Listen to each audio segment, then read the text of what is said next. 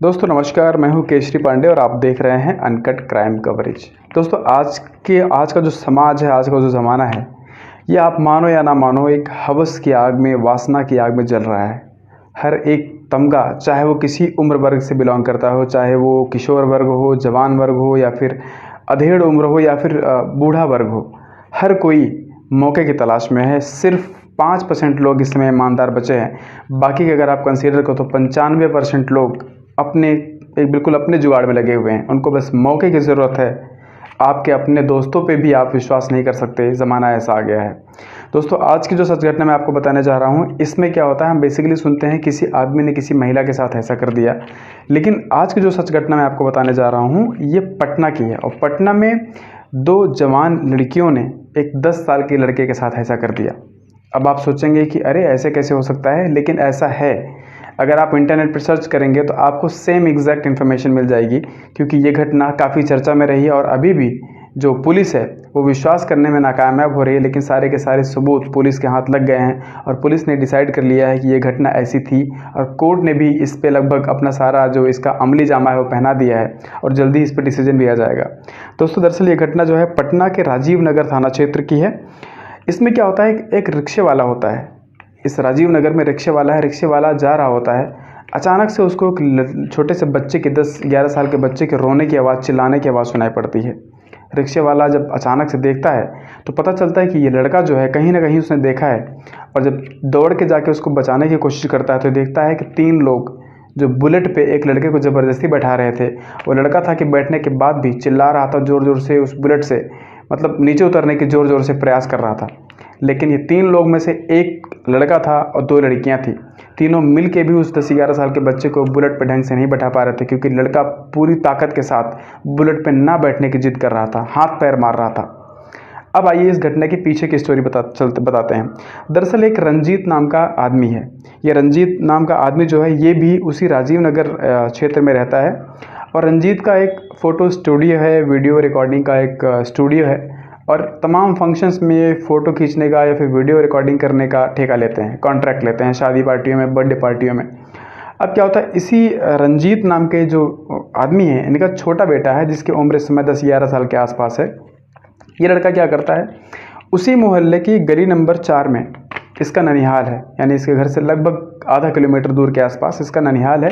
ये साइकिल उठाता है और अपनी मम्मी से बोलता है, मम्मी आज अपनी नानी के यहाँ जा रहा हूँ। मम्मी बोलती है कि ठीक है बेटा चले जाओ, क्योंकि 10-11 साल का बच्चा आधा किलोमीटर साइकिल से बड़े आराम से जा सकता है। और तब जबकि वो लड़का कई बार अपने नानी के यहाँ जा चुका था। घर से माँ की परमिशन मिलते ही लड़का खुशी खुशी साइकिल उठाता है और आगे बढ़ना शुरू कर देता है। लेकिन अब क्या होता है, बीच में इसको 2 लड़कियां मिलती हैं और दोनों लड़कियों ने इस लड़के को रोक लिया।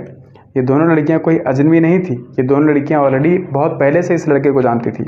इसने इस लड़के को बोला कि साइकिल साइड में लगाओ। साइकिल साइड में लगाती हैं, इसको दोबारा से अपने फ्लैट पे ले जाती हैं और इस 10 साल के लड़के के साथ लगभग 2 घंटे अपने फ्लैट पे रहती हैं और बारी बारी से इसके साथ शारीरिक संबंध बनाती हैं। अब 10-11 साल का बच्चा, उसके साथ 2 जवान लड़कियां, दोनों शारीरिक संबंध बनाए। ऐसे सिलसिले में लड़के के ऊपर थोड़ा अजीब सा मानसिक जो संतुलन होता है वो सोचने पे विवश हो जाता है लड़का कि मेरे साथ हो क्या रहा है। हालांकि लड़का 10-11 साल का बच्चा मना नहीं कर पाता है और उसके साथ वो सब कुछ हो जाता है जो शायद बिल्कुल नहीं होना चाहिए था। अब क्या होता है, लड़कियां दोनों जो होती हैं इसके साथ नीचे उतरती हैं, इसको चॉकलेट्स और बहुत सारे जो ईटेबल्स आइटम्स होते हैं वो आसपास के एरिए से दिलवाती हैं और इसको बोलती हैं कि आज तुम मेरे साथ चलो, मैं तुम्हारे साथ कुछ अलग सा दिखाने वाली हूँ। अब अपने साथ ले जाने के लिए जब इसको फोर्स करने की कोशिश करती हैं, ये बच्चा जो होता है इसको डाउट होता है कि नहीं, इन्होंने तो इसके पहले मेरे से हमेशा प्यार से बात की है, मुझे कई बार चॉकलेट दिलवाया है, लेकिन आज चॉकलेट के साथ साथ पता नहीं क्या क्या किया इन्होंने मेरे साथ। अब ये मुझे ले जाएंगे, अब इनका प्लान क्या है मुझे नहीं पता, मेरे साथ क्या करेंगे मुझे कुछ नहीं पता। हालांकि 10-11 साल के बच्चे के पास भी अच्छा खासा माइंड होता है आजकल।